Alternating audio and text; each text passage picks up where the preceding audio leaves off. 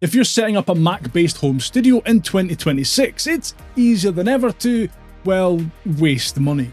You can spend literally thousands on a spec'd-out MacBook Pro you probably don't need, buy an audio interface with features you'll never use, and spend hundreds on microphones and headphones that won't actually make your recordings sound any better. And I know because I've done most of those things myself. So in this video, I'm going to build what I think is the ideal Mac music production setup for most people. We'll cover the Mac, audio interfaces, microphones and headphones I'd recommend, where I'd spend extra money, where I'd save money, and most importantly, which gear will actually improve your music. Let's start with the thing that's going to eat the biggest chunk of your budget, the computer. The biggest mistake I see beginners make is assuming that they need a flashy new MacBook Pro. You don't. In fact, for a lot of people, especially in a home recording environment, a MacBook Pro is complete overkill. If you're just getting started with GarageBand, Logic Pro or another DAW and want the most affordable Mac worth buying, I'd very carefully consider the MacBook Neo. Apple market it as an everyday laptop for web browsing, schoolwork and video calls, but if the Apple Silicon era has taught us anything, it's that Apple are terrible at communicating just how powerful these machines are. People are still making music every day on M1 MacBook Airs that launched back in 2020, and the MacBook Neo definitely continues that trend. For GarageBand users especially, this thing is surprisingly capable. Things like recording vocals, writing songs, producing beats, podcast editing, even fairly substantial Logic projects, all are perfectly achievable on this machine. Now, the thing that everybody talks about and worries about is the fact that the MacBook Neo comes with just 8GB of RAM. And yeah, if you're building huge orchestral templates or mixing 150-track professional sessions, I'd probably look elsewhere, but that's not who this Mac is for. In fact, using the Music Prod Logic benchmark, I managed to get it to play back 59 tracks before hitting a system overload message. That might not sound super spectacular when compared to other high-end Macs, but it's more than enough performance for the vast majority of home studio users. And here's where I'd save a bit of money. If you're primarily a GarageBand user and your budget is tight, I'd buy the Neo and put the money you've saved into better microphones and headphones instead, because those purchases will actually have a bigger impact on your recordings. For most people though, this is the Mac I'd actually recommend, the MacBook Air M5. This thing sits in what I think is the sweet spot of Apple's entire Mac lineup. In fact, I'd call it Apple's Creator Studio machine. It's powerful enough for serious music production, portable enough to take anywhere, and completely silent thanks to its fanless design. And, I mean, it's significantly cheaper than a MacBook Pro. Using the same Music Prod benchmark project, the M5 MacBook Air can manage around 120 to 150 tracks, which is frankly ridiculous performance for a machine this thin. Programs like GarageBand, Logic Pro, Final Cut, Pixelmator Pro, YouTube production, the MacBook Air just chews through all of it. And unlike the MacBook Neo, this is a machine that you're far less likely to outgrow. If someone was to ask me for a recommendation for one Mac in 2026, this would be it. Well, I mean this or a Mac Mini, but as this comes with a screen and a keyboard and a trackpad built in, it's a bit more user-friendly, especially for beginners. Once you've got your Mac sorted, the next thing you're going to want to grab is an audio interface, and it can be quite tough because most audio interfaces nowadays sound really good. The differences really come down to their features. If you've never owned an audio interface before and want the easiest place to start, just buy a Focusrite Scarlett. Seriously, Focusrite have spent over a decade refining these things. The latest generation adds auto gain, clip safe, improved air modes, loop back, and has excellent metering and genuinely really good sound quality. The reason I recommend it isn't because it sounds dramatically better than everything else, it's because it makes your life easier. You plug it in, you hit record, and it just works. Now, if you want to spend a little bit less, but still want to be able to create great sounding recordings, I'd recommend the Audient EVO 4. The Smart Gain feature alone makes this thing incredibly beginner friendly, especially. You just press the button, play or sing for 10 seconds, and you're done. It will set your gain automatically for you. Not only that, the preamps sound fantastic. It has a really small form factor, its footprint is tiny, and it's a brilliant option if you're building a smaller setup. The Arturia MiniFuse 2 is probably where I'd want to spend my money if I was building an iPad setup as well as a Mac setup. The MiniFuse 2 is packed with really useful features. It has MIDI in and MIDI out, has loopback built in, and something you won't see anywhere else, a built-in USB hub.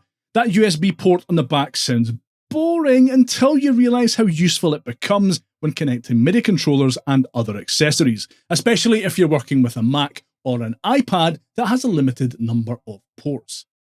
Now, if someone forced me to pick the best all-around audio interface for everyone, I'd probably recommend the MOTU M2. The build quality here is exceptional, the metering is best in class, and the audio quality is fantastic.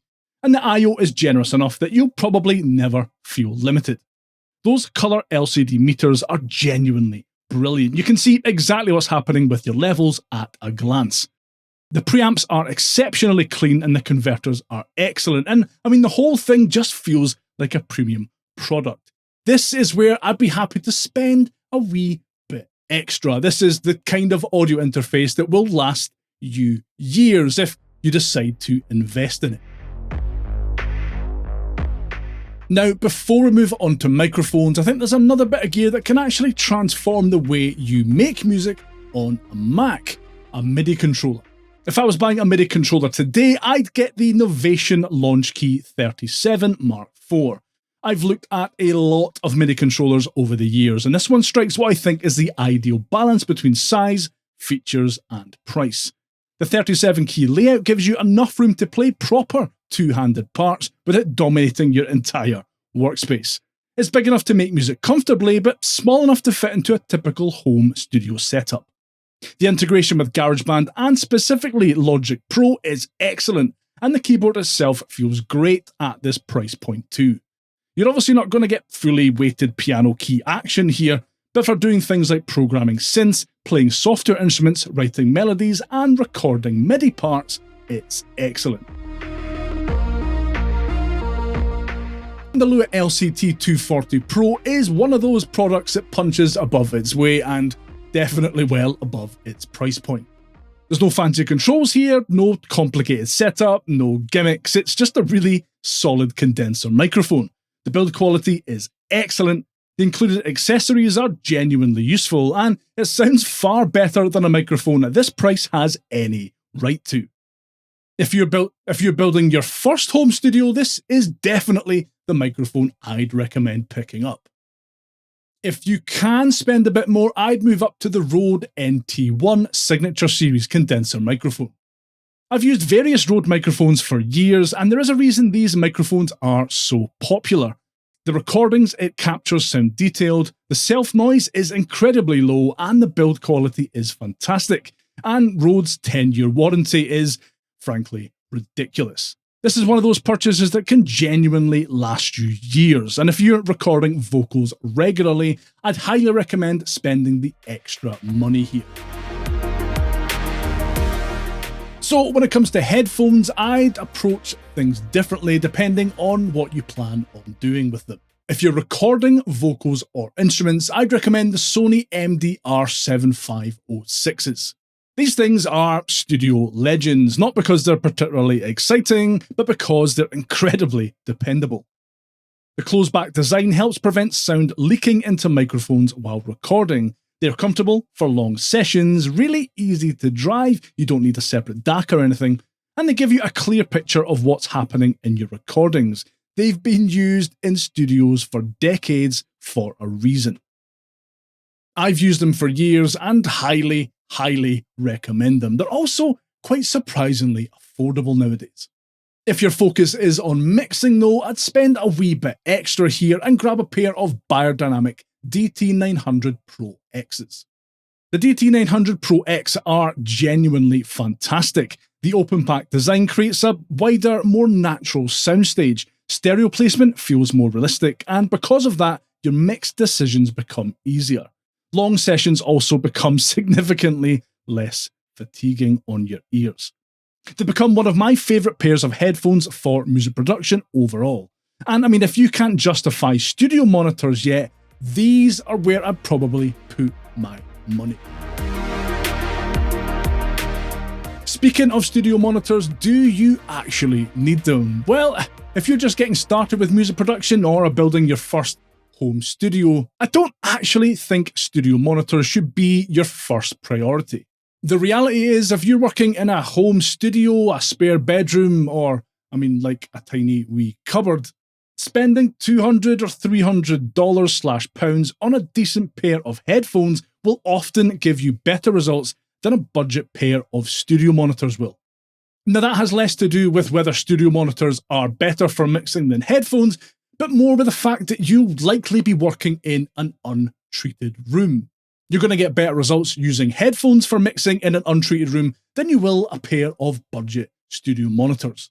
That said, there does come a point where listening to your music and referencing through studio monitors does become really valuable.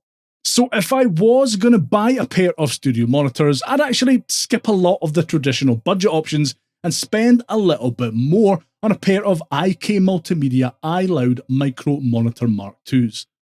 Now, looking at these things, they don't seem particularly impressive. I get it, they're tiny. The woofers are only 3 inches. And compared to some of the massive studio monitors you see in professional studios, they look almost like toys. But these things are genuinely astonishing. Straight out of the box, they sound far bigger than they have any right to. The stereo imaging is excellent, the clarity is superb, and the detail in the mid-range makes them particularly useful for mixing vocals, guitars, and most of the things home studio musicians spend their time working on. But the reason I'd recommend them isn't actually the sound quality, it's the room correction. Because as I mentioned, the biggest problem with studio monitors isn't usually the monitors themselves, it's the room that you're working in. Using the included ARC calibration microphone, you can measure your room and create a custom correction profile that's applied directly to the monitors. The process is surprisingly straightforward, and the difference can be dramatic. In my room, the calibrated profile noticeably improved the accuracy of the speakers and made them far easier to trust when making mixing decisions. For the majority of home studio musicians, singer-songwriters, GarageBand, and Logic Pro users, I think they're one of the smartest monitor purchases you can make. So if I was building a Mac-based home studio, these are the kind of things I would be spending my money on. Now, if you're wondering which of these products is right for your particular setup, don't worry, I've put together a dedicated gear guide on my website. It includes everything I've mentioned in this video, plus some additional recommendations for different budgets and use cases. You'll find a link to that down below, and while you're down there, let me know what your current setup looks like and what's next on your shopping list. Hit that like button if you found the video helpful, and hype it as well. I really appreciate it, and it helps more people see it. Take care, and I'll see you in the next one.